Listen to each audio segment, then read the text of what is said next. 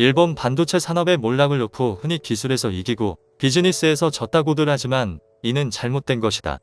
기술력에서 완패했기 때문이라고 보는 편이 더 정확하다. 1980년대까지 전 세계를 호령했던 일본 메모리 반도체 산업이 부활을 장담할 수 없는 수준으로까지 몰락한 이유에 대해 다양한 분석이 나오는 가운데 히타치 제작소 연구원 출신의 전문가가 그 이유를 과도한 기술력 집착에 빠져 컴퓨터 산업 패러다임 변화에 대응하지 못한 것이 결국 기술력 부족을 낳았기 때문이라고 분석한 칼럼을 경제매체에 기고했습니다. 히타치, 엘피다 등에서 반도체 미세 가공 기술 개발에 종사해온 반도체 산업 컨설턴트 겸 저널리스트 유노가미 타카시는 일본 경제조간지 프레지던트 인터넷판 기고를 통해 일본의 디램 산업은 값싸게 대량으로 생산하는 한국의 파괴적 기술에 의해 괴멸당한 것이라고 진단했는데요. 나는 일본이 전 세계 디램 시장을 80%까지 점유했던 1987년 히타치 제작소에 입사하며 반도체 기술자가 됐다.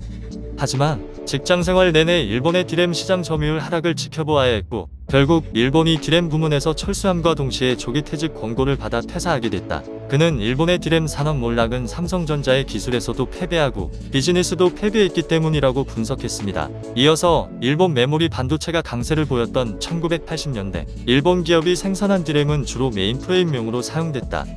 당시 메인프레임 제조 회사들은 고장 나지 않는 디램을 강조하며 25년 장기 품질 보증을 요구했다.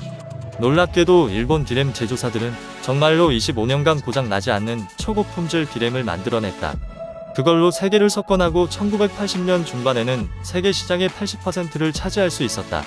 그야말로 기술의 승리였다. 라고 말하였는데요. 하지만 1990년대 들어 컴퓨터 업계에 커다란 패러다임의 전환이 일어났습니다. 메인프레임 시대가 막을 내리고 개인용 컴퓨터 시대가 찾아온 것이었는데요. 이에 PC 출하량 증가와 함께 삼성전자가 디램 점유율을 급격히 늘려갔습니다. 유노가미는 당시 삼성은 PC용 디램은 수명이 25년까지 필요 없다. 5년만 버티면 된다는 전략이었다. PC용 디램은 내구성보다는 저렴한 가격이 더 중요하다는 것이었다고 수뢰했습니다. 그렇기에 삼성전자는 엄청나게 많은 PC 생산량에 맞춰 디램을 값싸게 대량 생산하는 데 성공하면서 일본을 제치고 세계 시장 점유율 1위로 올라섰는데요. 당시 히타치를 비롯한 일본의 디램 제조사들 PC 출하량이 증가하면서 삼성전자의 디램 시장 점유율이 급상승하고 있다는 것을 잘 알고 있었다. 그러나 일본 디램 업체들은 이전처럼 25년 동안 망가지지 않은 초고 품질 제품을 만들어 내고 있었다. 그 결과 삼성전자의 값싸게 대량 생산하는 파괴적 기술에 괴멸당하고 말았다. 라고 전했습니다. 일본의 디램 패배에 대해 기술에서 이기고 비즈니스에서 졌다는 여론이 강한 상황입니다. 이에 덧붙여서 일본은 한국의 기술적으로도 비즈니스적으로도 완패한 것이며 좀 더 정확히는 기술에서 진 측면이 더 크다고 분석됩니다. 유미 가타씨는 이렇게 비유했습니다. 간단히 말해 미세공정의 횟수를 나타내는 마스크 개수를 보면 기술력을 알 수 있다.